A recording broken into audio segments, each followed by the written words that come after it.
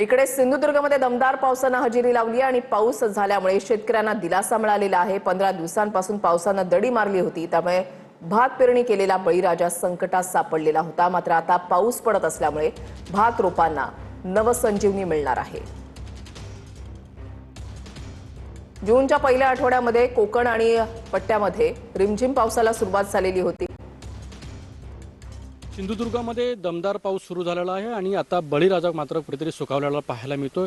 गेले 15 दिवसापासून विश्रांती घेतलेल्या पावसाने मात्र बळीराजाला मात्र चांगले दिवस येताना पाहायला मिळणार आहेत।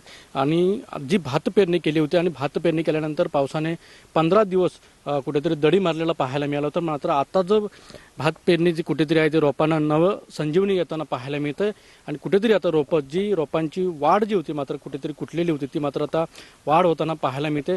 रोपांना चांगली संजीवनी जर मिळाली तर रोपं ही आणि वाढणार आणि लवकरच या 10-12 दिवसांमध्ये जी कोकणातली भात लावणीच्या कामांना देखील वेग येताना पाहायला मिळणार आहे। अनंत पाताडे, TV9 मराठी, सिंधुदुर्ग।